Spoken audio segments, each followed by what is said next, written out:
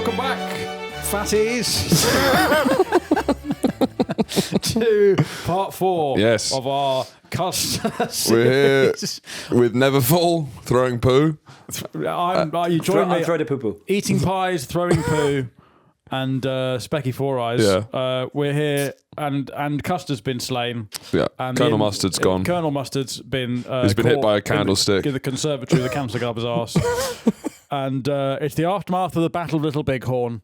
And listen, America's got a bloody nose. And as They always... they overreact. They don't react well to a bloody nose. No, they really don't. Why are they so fucking tetchy? They are tetchy. So jumpy. I think it just doesn't really work with their view of themselves. Basically, this is America. You poke them and they go, Fucking what? yeah. What, mate? You know. 10 years of war. Exactly.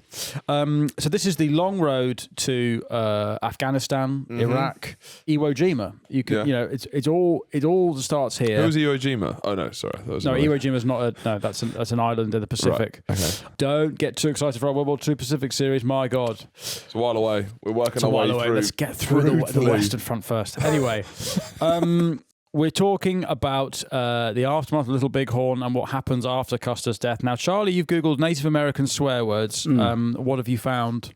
I like munya. White person.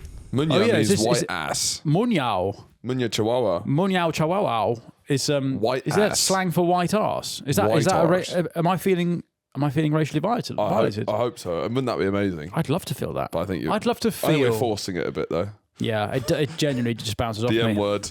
The M word. Munyao. He said it with a The hard W. W. Munyao. Oh, but squaw is a young woman. That's like sort of little piece. Squaw. Or cunt. Yeah. Squaw. Or shaggants means Shaggants. shit. Shaggants means shitheads. All right, shaggants. Oi oi. Classic shaggants. Here he is. Good. Bunch of shaggants. Oh, apparently squaw is a racist and prejudice slur, is it? Well, then I don't want to hear any more of it. Sorry. Can I just take a minute to apologise to all the Native American listeners? Should we do a land acknowledgement? Let's do a land acknowledgement. Yes. Where are we? So we're in South London. Yeah. So I would like to acknowledge that this is the land that I rent, and I'm British, so I live here and it's mine. Anyway, we're talking about how after the Battle of Little Bighorn, Custer is dead, and the news reaches the New York a couple of days afterwards, and it's pandemonium. right. Yeah, their hero, their celebrity, has been butchered, and the aura of impregnability has been shattered by the Native Americans. President Grant says, "I regard Custer's massacre as a sacrifice of troops brought on by Custer himself." Yeah, it was the wholly public opinion unnecessary. split, right? Yeah, people say Custer was arrogant and reckless. Yeah. Other people think he's like a martyr, romanticizing him. You know, this is the era of manifest destiny, manifesto. Well, the New York Times, I guess, because New York Times is always framing the conversation of the time it's in. Yes. They're not wokies at this point. At this point, no, they're not. They believe in manifest destiny. They're fucking. That's the editorial policy of the New York Times, manifest exactly. destiny. Yeah, it's about settler colonialists, right? So Libby, his widow, whose poem was called Miss Lizzie. Excuse me. Very, very moving story. Libby, whose poem was called Miss Lizzie, she now becomes a professional widow. She's paid for it. Basically, she writes Custer's biography. She mythologizes him. She makes him into an American hero. She writes 3 books, goes on speaking tours. I'm obsessed with these women. I think it's such an interesting career almost, because I went to see Singing in the Rain. You know Singing in the Rain? Yeah. It was presented by Gene Kelly's wife. Right. But then she was about 60 years old. Nice. So it was like, this is a film that came out in the 50s, I believe. Nice. Kelly was a dog. And just everyone was sitting there just thinking, hang on, how does this work? So we're just working out the time period. Just doing you the got maths in your 60, 50, and he died like 10 years ago. And basically, she was his 3rd wife, and she married him when she was in her 20s, and he was, I think, 82. Oh. And so she was only with him for the last 3 years. She wanted that gig. Yeah, and now she's been touring his film for the last 15 years, taking it around. But she was a massive super fan as well. Yeah. So she was basically just like one of our patrons. coming through. And so you're on your deathbed, you have a patron who basically wanks you off to your grave. Yeah. And then takes all your archive round with him, for the next 20 years. What, we're doing a Q&A speaking tour after the podcast ends when I'm dead. Well, you're like 80. Right. We've been doing this podcast and I marry a patron. That's right. Who's wearing a tuxedo t-shirt at the wedding ceremony, wanking me off in a deathbed. Wanking you to death. Yeah. Because you're right at the end. And I'm surrounded by Nazi memorabilia that the patron have given me. By the way, I've been offered Himmler's milk jug. And are you... I've started to see some photos. I mean, how often do you get offered Himmler's milk jug? Send jugs. But yeah, I imagine then he'd take your archive, the Finn Taylor estate. Yeah. And sort of do Christ, the Finn Taylor estate. For 20 years, he's taken it around. He's technically Finn's husband. I'd like to do a presidential library kind of thing. Oh, right. So you invest in like a public records. Well, like a park, the Finn Taylor Park. Not a park, no. No, people like Charlie will shit in it. I don't know a park. A presidential library. Or it's a library where you can't be quiet, you have to shout. So it's really hard to work in. Right, so Custer had left Libby with a lot of gambling debts because he was a big gambler, which I don't know if we talked about or not, but the rest of history did fucking 11 episodes on this. Yeah, because he also he tried his luck in the stock exchange, blew loads of his money. So when he was going out, part of the reason he was under such urgency to get Little Big Horn done as well is because he needed a big win. He needed to make his money back. Yes, he wanted to win so he could go and speak as the hero of the American Indian Wars. Yeah, so that he could make make Blair money in Kazakhstan. Yeah, totally. Yeah. The Blair doc's so good. Oh, the Blair doc's so good. It's so it fires me up. Thank you. When he rolls his sleeves up and he goes into Kosovo. Yeah. God. And you see and you can just see the monster, like you can see the ego escape from him. What's this? Is this or what's going on here? Oh, is this Marlon Brando? Brando and when he sent her up. So this is an Oscar where Brando accepted the Oscar by sending up a she's called Sachin Littlefeather. And she's an Apache. Apache's the most brutal ones, or is that the Comanche? The Comanche are the most violent ones, I think. I don't actually know. She looks lovely. She does. Yeah. She doesn't look violent. Well, they wouldn't send an ugly one up, I think. No. Because No, but I mean like violent ones. They wouldn't send rattling bag lady up. Custer is in debt when he dies, so Libby just becomes a professional widow and essentially mythologizes him. She alone makes him... She tours his estate. Yeah, basically, as we've said. Right, what have you found? Come on then. Come on. Leslie Lemon. A World War II veteran from Aylesbury. Credited his long life to eating custard and rhubarb daily. Yeah. And he believed in eating it cold or in a trifle, often stating that you can't beat it. He passed away. He passed away only last year. To be fair, you can't say stop eating all that custard. If you're 106, it's like do whatever you've been doing. Mug of custard every day. 106. Fuck me. Do you think he's going to have a young wife who's touring his estate? What, like a 21-year-old piece who is with him for the last 3 years? The custard estate. Yeah. God, imagine sucking off Leslie Lemon though. Tastes like custard. Well, yeah, it must do actually. Fuck me. This one sucks off right now. Imagine having his custard in your mouth. Christ. Jesus. Does cum change as you get older, or is it always is the cum of a 25-year-old man? At the end it comes out like dust. Yeah. Someone had a joke about how right when you get to 80, it's like a little white flag comes out and surrenders. Yeah, supposedly. It's like if you smack a tube cushion really hard. Oh, what? The Bakerloo line? Yeah. And just fucking centuries of dust comes out. But I wouldn't know, Charlie. Yeah. I wouldn't know. Nor would I. The only cum I've tasted is my own by mistake. Have you tasted your own cum? Well, no. But I've had a double. I've kissed women after they've been down there truffling, and you get a sense of what it might taste like. So you've got a sense of it. I've got a sense of it. But also, there's those bushes that smell like cum, and I can put two and two together. You've tried your own cum. Whereas you've actually drunk the stuff. You're Leslie Lemon, but for cum, you're drinking custard every day. A mug of it. Yeah, you're having a mug of cum every day, and you go, you can't beat it. And I'm going to live to 106. You can't be a mug. I mean, I wouldn't be surprised if you lived to 106. You can't be a mug of cum every day. Mug of cum every day. Mug of cum every day. Beat This is you, 106 podcast veteran in a chair, drinking a mug of cum every day. Still producing this pod. Yeah. Anyway, what became of the 7th Cavalry? Crucially.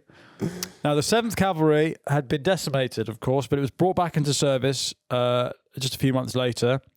And Terry, our friend John Terry, leads a recruitment drive to hunt down the Lakota along the Little Missouri River. Now, quite quickly after the battle, the Native Americans scatter. But very quickly, they then separate. And if they had stayed as a village, they might have had some kind of leverage. They would have delayed the inevitable by about 2 years, probably. Yeah, because... Together strong. Yeah. Well, who's that? On own weak. Together Strong wasn't there yet. Okay. He comes into the story later. So at some point they go back to Washington, the army, and they're like, we need everyone. Right. We need the whole army to come and take down Nuke the cunts. Nuke the cunts now. Nuke Peru. That's where they're from. Fuck it. So the life of the Sioux basically just becomes get these fuckers onto a reservation. So in August 1877, the government added the sell or starve clause to the Indian Appropriations Act, which nullifies the Fort Laramie Treaty, which had been void anyway, the Black Hills thing. It stops rations to the Sioux reservations until they stop fighting and surrendered the Black Hills. Yeah. So what I didn't quite realise is that you've got people who are just like minding their own business, roaming about, shooting bison, and they're forced to go to centre parks and to live off the rations of the American government, which is very weird for like a libertarian country to be like, no, you have to live off the state, and we're also not going to provide one for you. Yeah. It's mad. But also, I mean, not to get too political, but it's like the support of Israel, it is like, obviously America needs to back that because it's the same methods that they've used. I think you should leave politics out of this. Sorry, yeah, of course. It's irrelevant. Irrelevant. The US government, after the Battle of Little Bighorn, they go for a policy of total annihilation. Native children are taken from their families and made to follow strict rules. Children are given white names, which is very sad because these guys have some of the best names. They got on the best planet. Names. So sitting on Standing Rock is fucking John Sams. Sitting on man's face becomes Neil, and it's just not. Yeah, Nigel. Nigel Williams. Well, that's not a very gay name though. Oh right. Oh, what you mean the gay white name? Yeah. Well, there's not really gay white names because gay white people, they go... Matty. Matty's pretty... But normally it's like, I'm no longer Matt, I'm Estevan. Do you know what I mean? What? It's always like... They always run? go, I'm new now, I'm actually Jose. I'm not Joe, I'm Jose. It's funny, you just reminded me, when I went to that wedding... I'm Nigel. I went to a wedding, I got sat next to a gay man called Diego. Bit of fun, whoever did the seating plan. Anyway, lovely guy, he didn't click, but he was a nice enough guy. He didn't know anyone. You know when you get stuck next to someone who doesn't know anyone, so you're like, okay, right. Anyway, we were getting on. Getting off? Getting on. It was nice. And then I had a lot. He wasn't drinking. I wasn't getting off with Diego. He wasn't drinking, and I was absolutely hammering it because we got all these shots in between. Well, you saying he took advantage of you? Wait, we got these shots in between courses for the speeches, and I did all of his because he wasn't drinking. Bet you did. And anyway, it got to the pudding, right? And my lizard brain kicked in, and I was just so drunk and hungry that I ate the pudding in essentially like 2 bites. And while I'm eating it, like faster than anyone else is eating their pudding, he's looking at me. You know the way Zane Lowe looks at Fred again, like that. I'm just like, oh, and he's there like, oh god, oh wow. Let him cook. Everyone's looking at me like, fuck me, you're eating that quickly. So when you say your lizard brain... My brain. My fat brain kicked in, and I just ate pudding like it was antisocial how quickly I ate pudding. And he was looking at me like, we've just been having a polite conversation, then fuck me. Like a dog. Like an animal had come out. Like he looked away and he looked back and there was a golden retriever there. Yeah, the snake. And then he let me eat his pudding. Which is not a euphemism. I fucking bet he not did. A euphemism. I did not eat someone's arse at the end. Mine ain't yours. No. Anyway, so the Indian kids are given white names. Very sad. They're banned from using native languages. Very sad becomes John Smith. Very sad. Sorry, very sad is now John. Boys had to have their hair cut, and they were sort of cut off from their family. And by the time they returned home, the children can only speak English, and they're alienated from their tribes. and the children are subject to sexual abuse. I don't know why that's relevant, Phoebe. I don't know why you put that in there. It's a comedy podcast, for Christ's sake. And that happens here. That's just normal. That's our thing. That's school. our thing. Yeah, we're trying to get them to be Protestant. Yeah, it's a boarding school. It's called being white. It's a white boarding school. Just fagging. It's just make us the man. Yeah, exactly. Kill the Indian and molest the boy. So the Dawes Act, 1887. This basically turns all native-owned land into plots, as in farm plots for individual native families. Right. So they're trying to stop them being nomads and start them Put being some bloody farmers. fences up. Put some roots down. And these guys are like, but we don't have roots. We're digital nomads. And this is during your favourite period of racial science, but this is social... Because what's often forgotten because of World War II is that social Darwinism as a philosophy was massive in America. Right? Huge. It gets a bit washed because they were anti-fascist during World War II. As we discovered. They said all that stuff, they put it into the Nazis because we all agreed Nazis are bad. Yeah. But America was like the king for that shit. Do not forget, there was charity eugenics foundations. You would be running a marathon. You do charity gigs a lot more. I would do charity gigs every day of my life for the American Eugenics Foundation. What, you did a charity gig last night. Who was it for? A children's hospice. Fuck off. Yeah, I know. Gay. In the Eugenics, please. In the 1890s, you would be running a marathon. Who are you running it for? Oh, it's this little charity that wants to sterilise people with Down syndrome. Let me sponsor you. I'll sponsor you £100. You're doing the Lord's work. Yeah. You know, that's what a charity meant. meant. Fun run, you know? Yeah, that's a fun run.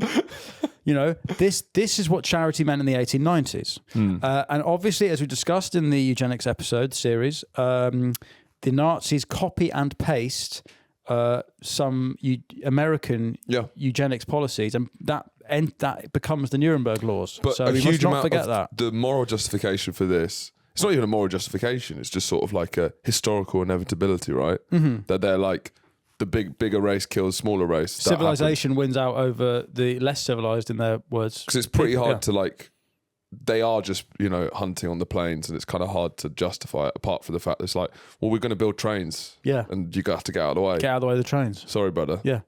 Which is bad, but also historically is kind of sort of true. The train's coming. They're not going to stop. They're not going to build trains around the... Nah.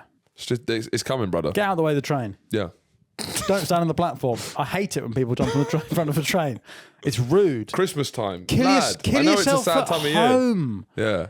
Or at least not at peak times. Like, that's fucking...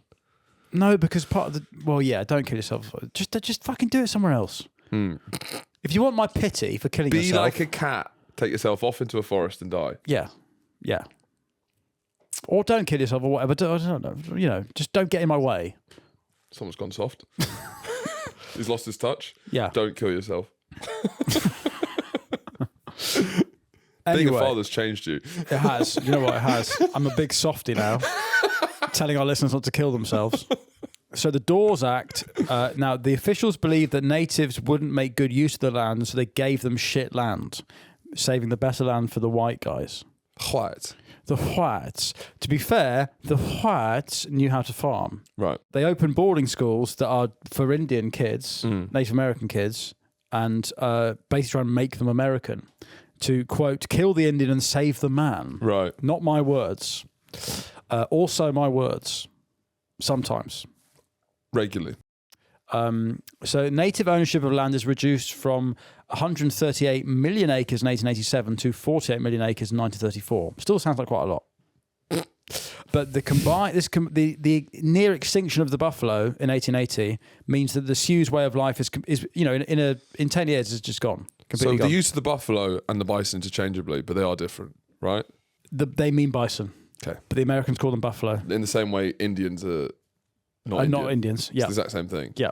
That's a big cow. Exactly. Right. Yeah. No. Americans, as Look we at know, that Indian on that cow. Exactly. The Americans can't name anything. That's why all their cities are New York or there's Hampshire, New Hampshire. Yeah. Christ. Yeah. Make all your these own miserable fucking name. places. Yeah. Why have you picked the worst places? Yeah.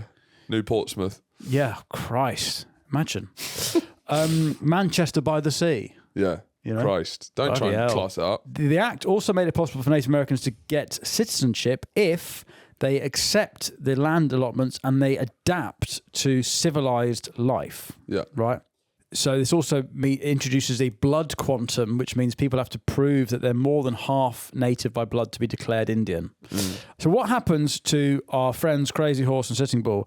Crazy Horse surrenders himself to the army. And now his story is quite sad. So he refuses to go on a reservation. He will not go to Centre Parks, this cunt. And he's like me, actually. I'd rather just hand myself to the army. I'm not going anymore. It was very stressful. And he's in custody, and then someone grabs him from behind, trying to restrain him to take him. I think they're going to take him, send him to Florida, maybe. Then he has a little knife, and he attacks his guard. And then a US guard just bayonets him in the back. Yeah. And then they're like, why don't you lie on the bed? And he's like, no, I'm not lying on the bed. I'm going to lie on the floor. And he just bleeds out on the floor because on the floor, he's not like their property on the bed, you know? Yeah, it's very moving and poetic. He said, bury me at Wounded Knee. He must have, because that's that book about this whole thing. It's called Bury Me at Wounded Knee. Well, we'll get to Wounded Knee.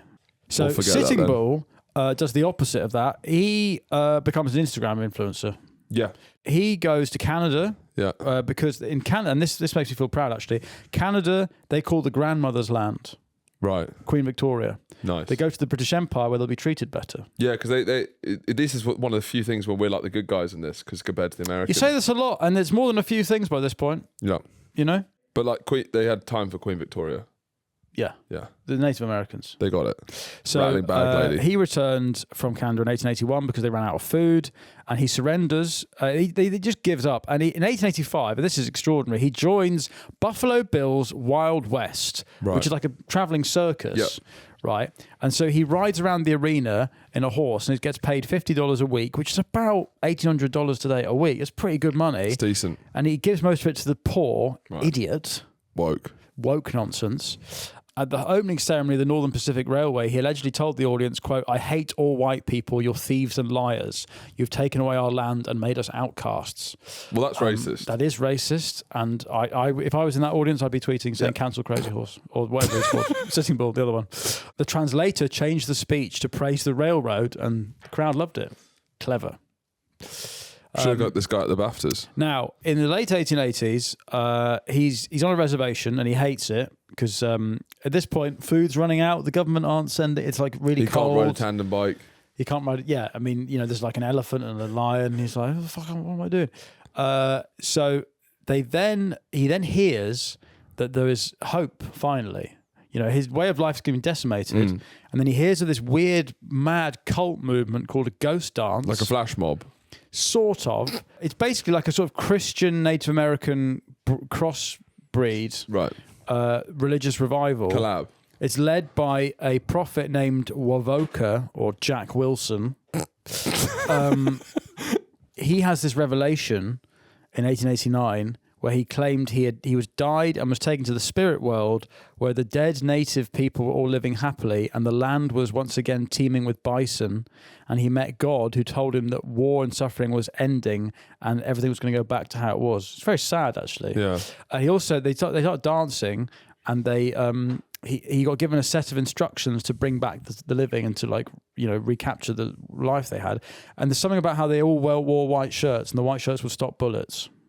Right. So, and this is how you do the dance, right? The people must perform a ghost dance for 5 consecutive days and nights every 6 weeks to ensure the arrival of the new world. It's like a millenarian religious cult. Right. Well, so 5 days in a row and 6 weeks on. That's a lot of time. Now, the original vision said you have to be pacifist towards the white settlers. Right. So you're not allowed to hurt anyone. And they must not lie, steal, or fight with one another. So the Lakota, who were living under very oppressive conditions, they interpret this with a sort of like defiant edge where they're actually a bit more violent towards the white man. Right. And they say, so the shift from like Wovoka's whole thing about, internal renewal to sort of physical protection against the army. And then the media at this point the American media are like trying to find a villain for the last bit of the Indian fight. So they're trying to justify. They're basically they try and make this out to be a guerrilla campaign, right? Like a mad. This is at the end of 40 years of like boys growing up hearing about the American Indian Wars and like the savagery of the frontier and stuff. This is the final. And by this point, the 7th Cavalry is like a new generation of men who haven't fought at all, but they've heard all these stories, and so they're like, "Oh, brilliant! There's a new bunch of mad cunts that we can go and have mess a crack." up." So Sitting Bull gets arrested because they're scared he's going to join the ghost dance movement, but his son Crowfoot mocks him for surrendering. Anyway, a follower of Sitting Bull, who's called Catch the Bear, shoots a police officer who's called Bullhead. Is he called Bullhead? A police officer? A Native American police officer? They had police officers? Yeah. Really? It's like when the black police officers who were involved in the violence in LA. Yeah. It's the same sort of vibe. Right, so Bullhead, he gets shot by Catch the Bear, and Bullhead falls and fires at Sitting Bull, and then Red Tomahawks shoots Sitting Bull in the back of the head. And so there's this mad gunfight that follows, and Crowfoot gets killed as well, along with Shiny Head and Sorefoot and Big Dick. Head bone off and all that. Bareback dies.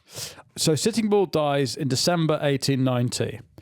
And following his death, Chief Bigfoot, that's his actual name, sounds like I'm making that up. Yeah. They flee towards the Pine Ridge Reservation. It's funny, reservation makes it, they do sound like Center Park lodges. Yeah. They all say, they all sound like, Pine Ridge. They sound lovely, actually. Yeah. Pine Ridge Reservation.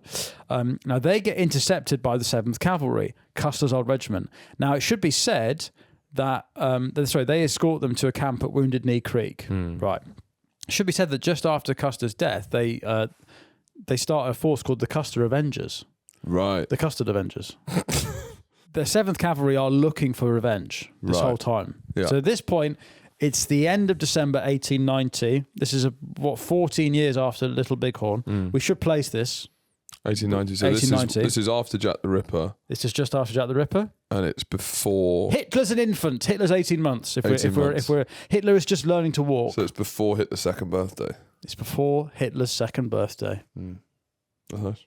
Lovely. Yeah, it's not too bad. A toddler Hitler.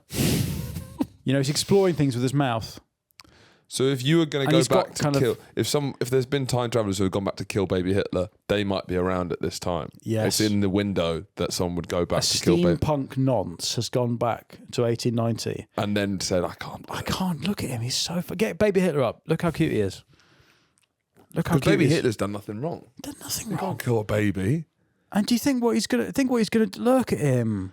That could be that kid looks about 18 months. Yeah. That could be from 1890, that photo. Pretty much. Click on that web. Let's find out when that photo's from. Bloop bloop blah blah. Bloot bloot blah blah. Bloot bloot. 1889. Oh. He's born in 89. Oh no, he's born in 1880. No, he's born in 89. No. He's born in 89. Yeah, April 89. So in This probably is. Yeah, he's about 18 months. So this is what Hitler looks like at the point of Wounded Knee. Yeah. Adorable. Absolutely. You just want to smush his cheeks, don't you? Bloodim, bloodim, bloodim. Do you know what Hitler's first word was? The ultimate goal must definitely be the removal of the Jews altogether. That's his first written statement. That's his first written statement in 1919. Yeah. But I mean, if it was his first words, yeah, it'd be much easier for the time traveler to kill baby Hitler if baby Hitler was saying the ultimate goal must definitely be the removal of the Jews altogether. Yeah, no. I think he grew into his anti-Semitism. What would Hitler's Native American name be? It's a good point, actually. What would it be? Gas Jews or Little Tash? It could be Little Tash. Yeah. Well, Angry Tash. Angry Tash. Bad man. Bad man. Real bad man. Angry Tash is nice. Yeah. That's not actually how Hitler comes into the story. That's just a byproduct. That's just for free. That's for free, that one. Join the Patreon. I feel we're owed to go in these pro bono sort of freebies out. I know. It's ridiculous. Crazy. So let's get to Wounded Knee Massacre. December 29th, 1890. The 7th Cavalry attempt to disarm Bigfoot's band. The atmosphere is very tense. That's what Phoebe's written. How does she know? Yeah, should we do a soundscape? We haven't done a soundscape for a while. Yeah. Okay, so bear in mind, there's Red Indians. There's no cowboys. Actually, cowboys come after this, interestingly. Found that out yesterday. Oh. The cowboys only come in when the Indians have been decimated. So cowboys farmers, sort of. Like the herd, yeah. Anyway, so it's very tense, and the scuffle breaks out when a deaf tribesman called Black Coyote was reluctant to surrender his rifle. So blah, blah, blah, blah, blah. Because he's deaf as well. Well, no, he'd be doing that. Would he? Would he? I think it'd be like, it just wouldn't sound right. It'd be like, Well, no, a deaf. Well, hang on, if it's it'd be because he wouldn't get the pitch right. Yeah. Well, no, because he's not going. That's a disabled Red Indian. That's a disabled Red Indian. Right. Right. A deaf one is probably. That's a gay Red. That's a gay. He's just shoving it in his mouth.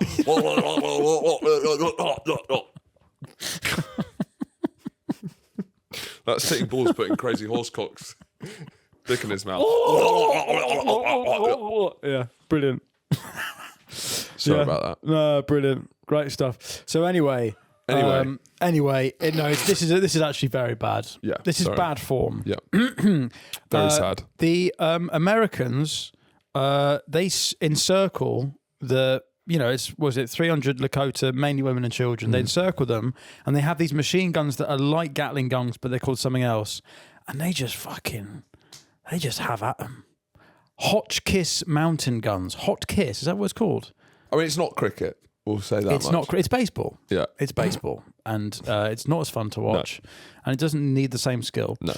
They just mow them down. And they actually, because they're in a circle, they kill some of their own soldiers. 25 soldiers die from friendly fire. Fuck me. It's very sad. So all the 25 Americans died from Americans. The Indians. Yeah, they're encircling them in a circle, and they're just firing guns. Christ, like that is. And so 300 women and children During a ghost dance, is this? Yeah, no, there are ghost dancers there, and they've got white shirts on, but it turns out the white shirts don't stop bullets. Right. So is the ghost dance sort of like Gandhi with rhythm? I don't know much about Gandhi. Yeah, but like the non-violence. Yeah, it's about resistance via like resilience and non-violence, but instead your body popping doing the caterpillar. Yes. Right. Don't shoot me. Yeah, and you're wearing a big white shirt.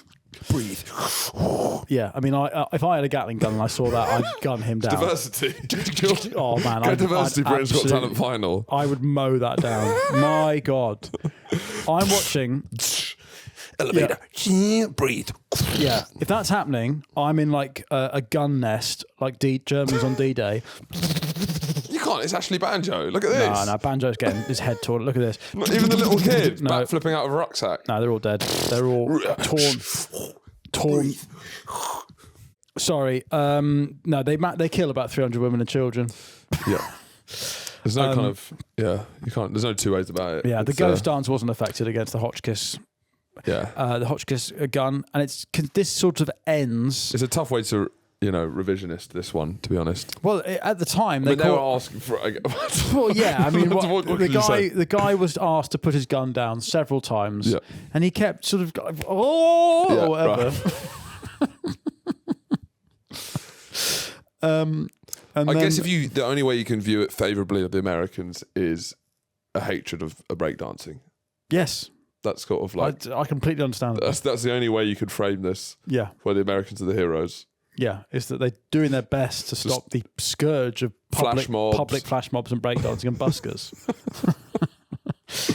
God, I'd love to gun down a busker. Yeah. I'd love that. How would you do it? I'd machine gun them. Right. Yeah. But in the tube? Yeah, anywhere. You'd be at the top of the escalator and you'd chuck a grenade that perfectly bounces down and lands into his hat. Like that would be the most as satisfying he's shredding. Yeah. No, I like the shredding guys. Yeah, son as it's good. Accordion underground is a fucking hate crime. Whereas Wounded Knee was a battle. So Wounded Knee kind of ends, the ghost dance is shown to be what it is, a load of nonsense. And this kind of ends all resistance from the Sioux. But it's sort of symbolic of the entire conflict, right? Yeah. It's the final thing. But at the time, they call it the Battle of Wounded Knee. The army used to call it a massacre, but all the media, who had basically they made the ghost dance into something it wasn't, this like rebel force. Right. They start calling it a battle, and the army are like, no, this was a massacre, we need an inquiry and stuff. So, right. So at all times, the army is like, this is not cricket. And yet the civilians, the media, who are with the army reporting on it, are trying to make it into a sensational, like, tabloid story. No, it was fucked up what we did. No, seriously. No, it was great. No, it's brilliant. Just as a little coda to the story for our thick fat listeners, the US government's tactics against the Native Americans, I have an admirer across the pond. By this point, he's man, he's flesh and bone, he's no longer a toddler. And Hitler... It's sort of Elvis to the Beatles, wouldn't you say? Yes, yeah. Taken from the States and maybe making it a European take on... Yeah, it's the Beatles and Cliff Richard almost. So in 1928, Hitler states that the US has gunned down the millions of Redskins. Hitler, that's not the... Hitler. Hey. Adolf. Native American, please. Thank you. Indigenous. Christ. Sorry. I apologise for Adolf's language here. He is not of this time. Okay. Hitler, the US has gunned down the millions of Redskins to a few 100,000 and now keep the modest remnant under observation in a cage. Now, what's interesting about that is that very quote will be said by someone from Navarre Media, maybe not the Redskins, but he's saying that as a compliment. Yes. Which is quite interesting. The US has gunned down millions of Redskins to a few 100,000 and I keep the modest remnant under observation in a cage. That sounds like you're saying it's a bad thing. Yeah. And he's like, brilliant. But great. That's fantastic. Yeah. And he said that the treatment of Native Americans was a model for his Lebensraum policy. Great album. Lebensraum policy. Yeah. Yeah, that was one of So also, what's also should be said that now some of the Native American survivors at Wounded Knee, they get maybe they're not even survivors. Some people who are they're Indian anyway. They say rather than go to jail, you have to join the Buffalo Bill Wild West show, and then they fucking get made to tour Europe. Fuck. So it is diversity.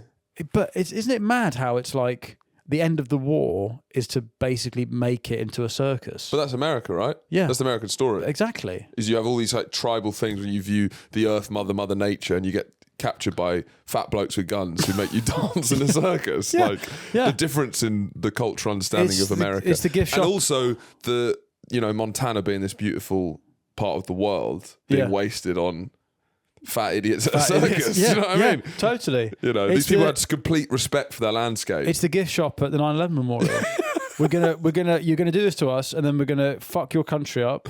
Yeah. And then after 10 years of war, it's going to go back to how it was. Yeah. But we'll be making money from the site that you initially desecrated on our land. Yeah. You know? Crazy. Horse. Crazy Horse. Sorry, not Crazy Horse. He's dead. Crazy Horse. But what's Crazy Horse's link to Wounded Knee then? He doesn't have one. He does. He says, bury me at Wounded Knee. No, he didn't say that. They buried him at Wounded Knee. After Wounded Knee. Because... That's like the symbolic end of the resistance, I think. Anyway, in 1980, representatives of the Sioux brought a legal case against the US government and the Supreme Court for the violation of the Fort Laramie treaties, and the court voted in favor of the Sioux and awards them a financial settlement of $102 million, which would be over $1 billion in today's money. But the Sioux refused the money. Idiot, what are you doing? Take the money. Take the money. God, it's like watching Who Wants to Be a Millionaire? And they won't take $500,000. Take it. But they're not playing to get more, are they? Oh my God, it's so frustrating. They don't get it. Yeah. So the Sioux refused the money and remain committed to protesting their rightful ownership over the black. It's gone, mate. Take the money. Buy some new hills. Yeah, set up a casino. Oh man, do you know? It's just we've done 4 parts and they're not learning. They don't get it. They don't get it. Anyway. So that leads us to now, where it's the long road to the Native American casino. Type in Native American casino. Let's get some visuals. It also should be said that there was a show in Glasgow, Wild West Buffalo show, where all the actors left, and then a Native American stayed on the stage and told the audience that what actually happened at Wounded Knee, and it was a massacre, and it wasn't because they made them. So where was this? This was in Glasgow. They made them reenact Wounded Knee with these Native American actors, and then one of them stayed on after they'd left the stage and told the audience what actually happened. But because he was speaking in his own language, everyone was like, get to fuck off. Fuck off. And then just threw tomatoes at him or whatever. Right. Which is a nice little code at the end of the story, isn't it? But even the fact that Native Americans are now casino owners, it always like symbolically, it all kind of, they're fucking running slot machines for people in fucking mobility scooters now. Do you know what I mean? Yeah. Well, slot machine and mobility scooter. Well, then that's what modern Native Americans are called. Well, that's what I mean. They're running the casino. It's gone from fucking Crazy Horse sitting ball. Now it's fucking to fat mobility scooter and chubby slot machine. Anyway, listen, that's the end of our Custard, Crazy Horse, and Native American series. If you would like more. Do we have any, Charlie, do we have any sense of the fattest Native American baby ever? Well, yeah, I was surprised. I did try and find that. Yeah. But it's unclear. I guess they don't, there's an oral There history, is right? A lot of people have been sending me on Instagram, a lot of listeners, this new baby that's just been born about 3 weeks ago in New York. Okay, new big baby just dropped. New big baby just dropped. He's a 13-pound baby boy. He fucking erupted out of his mum there. 13-pound baby boy, and he already requires clothes for a 6-month-old. Fuck. Straight 0 to 6 months. Yeah. Guys, I was 12 pounds. Fucking hell. I was 12 pounds. Yeah. 13 pounds isn't that much. I mean, I was fucking huge, but if they're making posts about that bums me out, because that basically means You're a freak. I was big enough to be a Facebook post. You were big enough for Charlie to bring you up. If we deal with Sussex in the 90s. I must be up there. Anyway, if you'd like more, we're on the Patreon. We are delving into the history of Mormonism. Lots of fun. But if not, we'll see you next week for a brand new topic. This has been Finn versus History. Goodbye for now. Bye.